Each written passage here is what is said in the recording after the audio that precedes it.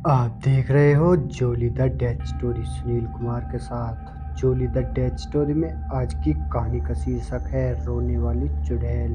तो चलिए बढ़ते हैं आज की इस कहानी की ओर। ये बात है साल 2003 की, हिमाचल प्रदेश के एक दादीपुर गांव की।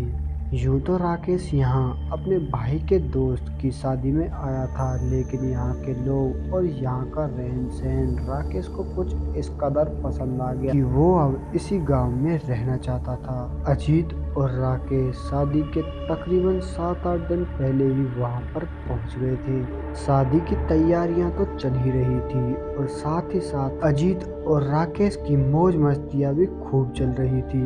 एक रात वो दोनों छत के ऊपर बने एक कमरे में सो रहे थे कि तभी अजीत की आंख खुल जाती है और उसे किसी के रोने की आवाज सुनाई देती है। जब अजीत ने राकेश को ये पूछने के लिए जगाया कि आखिर इतनी रात को गए कौन रो रहा है, तभी राकेश अजीत को बोलता है कि तू इन बातों पर ध्यान मत दे, ये यहाँ पर रोज का ड्रामा है और तू आराम से सो जा। और इतना कहकर राकेश सो गया, लेकिन अजीत उस दर्द भरी आवाज को लेकर सो ही नहीं पा रहा था और अजीत उस कमरे से बाहर निकल गया ये देखने के लिए आखिर इतनी रात गई ये कौन रो रहा है। जब उसने छत के चारों तरफ नजर घुमाकर देखा तो उसकी नजर एक सामने वाले घर पर गई, जहां उसे एक औरत दिखाई देती है जो अपने घर की ऊपर वाली छत पर बैठकर रो रही थी। उस औरत को देख ऐसा लग रहा था कि जैसे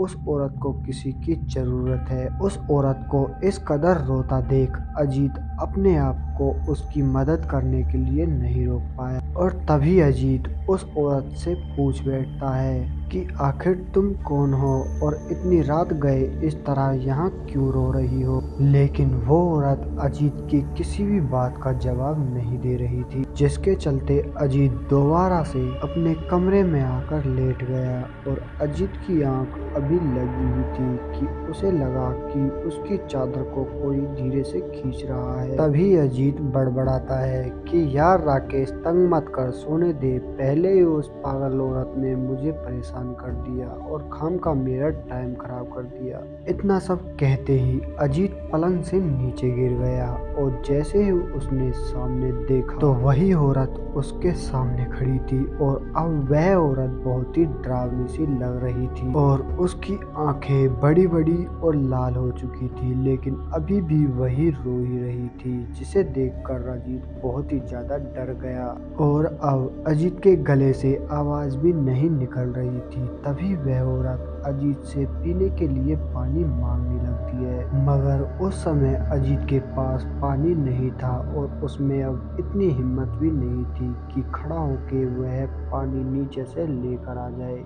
लेकिन कुछ देर खड़ा रहने के बाद वह औरत अचानक से वहां से गायब हो गई और तुरंत अजीत ने राकेश को जगाते हुए यह सारी कहानी सुना दी और राकेश के घर वालों ने अजीत को बताया कि उस लड़की का नाम मीनाक्षी है और गांव के सभी लोग उसे मीनाक्षी चुड़ैल के नाम से बुलाते हैं और कुछ साल पहले उसने गांव के एक छोटे से बच्चे को अपना दूध पिलाया था, जिसके बाद उस बच्चे की वहीं ऐन मौके पर ही मौत हो गई और गांव वालों को लगने लगा कि मीनाक्षी एक डायन है और उस हादसे के बाद गांव वालों ने मीनाक्षी का खाना पीना बंद कर दिया, जिसके चलते मीनाक्षी अब सभी के घर जाने लगी और सभी के दरवाजे खटखटाती और रोटियां मांगने लगती, लेकिन गांव के किसी भी व्यक्ति ने उसकी मदद नहीं की, जिस वजह से वह धीरे धीरे तड़प तड़प कर वहीं पर मर गई। ये सब सुनकर अजीत को बहुत ही ज्यादा बुरा लगा, लेकिन मीनाक्षी को देखने के बाद अजीत को ऐसा लग रहा था कि गांव वालों ने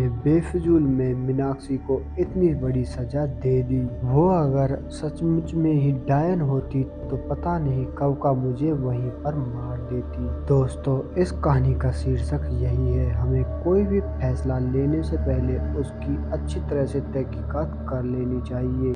तो दोस्तों, यह एपिसोड बस इतना ही। अगर आपको एपिसोड अच्छा लगा तो वीडियो को लाइक शेयर जरूर करें। मैं आपका दोस्त सुनील कुमार मिलता हूँ आपसे बहुत जल्द एक और ऐसी सच्ची घटना के साथ। तब तक के लिए बाय एंड टेक केयर।